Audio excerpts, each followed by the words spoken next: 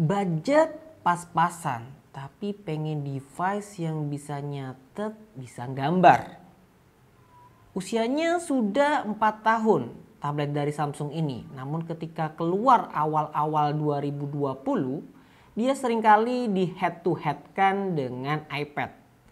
Pasalnya, harganya mirip-mirip bahkan cenderung lebih murah tapi sudah include stylus. Yuk kita bedah di Gadget Talk. Gadget apapun kita bahas sampai mentok.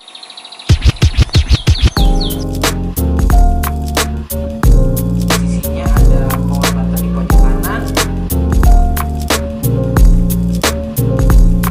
Halo Society, aku Ade Krus Diksi. Jadi tablet 4 tahun yang akan kita bahas ini adalah Samsung Galaxy Tab S6 Lite.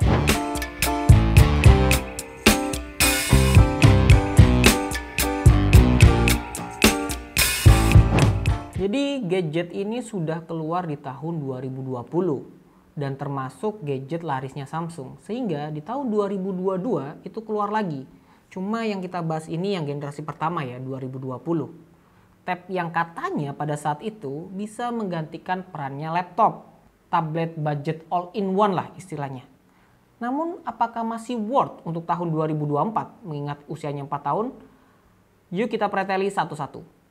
Dari segi desainnya, tablet ini dengan warnanya yang biru itu mengesankan anak muda banget. Selain warna biru juga ada warna abu-abu dan pink kalau kalian tertarik. Tapi untuk segi tekstur ya, dia itu mengindikasikan bahannya aluminium, cukup kokoh dan juga agak sedikit melengkung ya bagian belakangnya. Beda dengan tablet baru kebanyakan yang akhir-akhir ini mengusung desain yang flat. Kalau ini agak sedikit melengkung. Ada bump kamera kecil di bagian kanan atas, ada lubang mikrofon dan lubang speakernya, dan Type-C untuk pengecasannya. Di sebelah sampingnya ada magnetik untuk pen stylusnya. Dan juga ada tombol power dan volumenya. Bobotnya pun cukup ringan ya, jadi dibawa-bawa pun di dalam tas sling bag itu akan sangat enteng.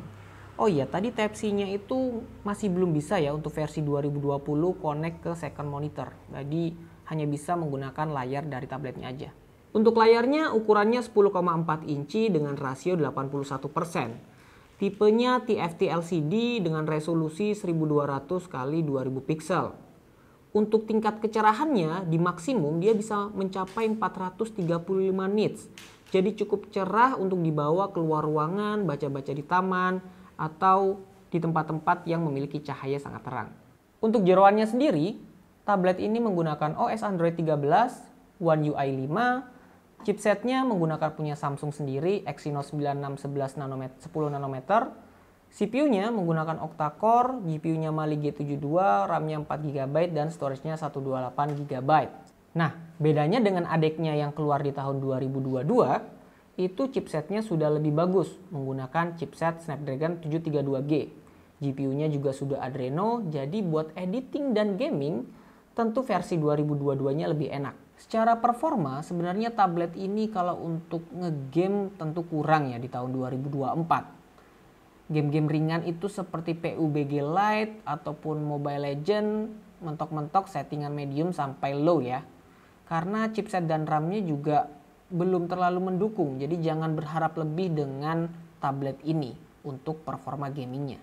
Untuk kameranya, itu kamera belakangnya 8 megapiksel dan kamera depannya 5 megapiksel. Untuk posisinya agak sedikit kurang nyaman untuk zoom ya. Karena letaknya masih seperti biasa di HP, itu bagian atas kiri. Sementara kalau kita lagi zoom kan biasanya landscape tuh. Nah akhirnya posisinya agak kurang proporsional. Tapi coba kita lihat ya hasil dari kameranya. Ini untuk tampilan dari kamera belakangnya. Apakah cukup jelas gambarnya, jernih? Dan untuk backgroundnya apakah bisa diblurkan atau tidak? Nah itu tadi hasil dari pengambilan kamera depan dan belakangnya. Kalian bisa nilai sendiri apakah cocok dengan budget segitu atau tidak. Karena di pembeliannya sudah include dengan stylusnya yaitu S Pen, mari kita coba untuk digunakan. Jadi untuk feels genggamannya dia mirip dengan pulpen pilot ya kalau kalian dulu waktu sekolah suka membeli atau menggunakan pilot. Itu mirip. dan dia enaknya nggak perlu di charge. Jadi nggak perlu colok-colok, tapi sudah bisa digunakan. Dan sudah ada magnet di sisi samping kanannya. Jadi akan susah hilang ya pensilnya. Cuma kita rekomendasikan karena usianya sudah 4 tahun itu mengganti nib dari S Pen-nya ini. Coba kita gunakan untuk menggambar ya teman-teman. Feels-nya enak, ada palm rejection-nya juga, dan tebal tipisnya itu bisa menyesuaikan dengan tekanan.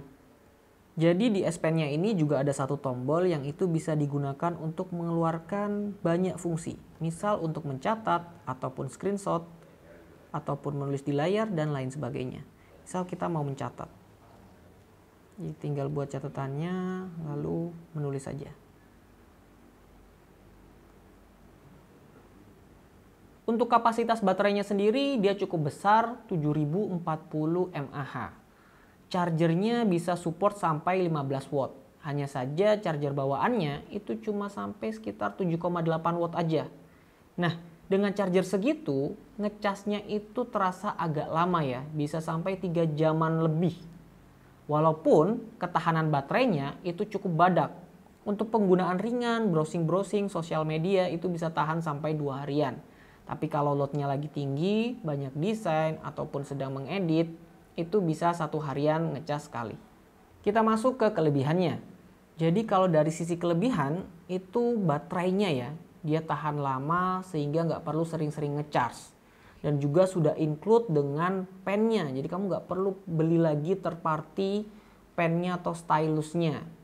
Yang terakhir mungkin ini akan sangat cocok jika kamu adalah seorang yang like use ya menggunakan device-mu, jadi bukan sebagai device utamanya. Karena kalau dari sisi kekurangan, usianya sudah 4 tahun sehingga jaminan security update-nya itu sudah tidak panjang lagi.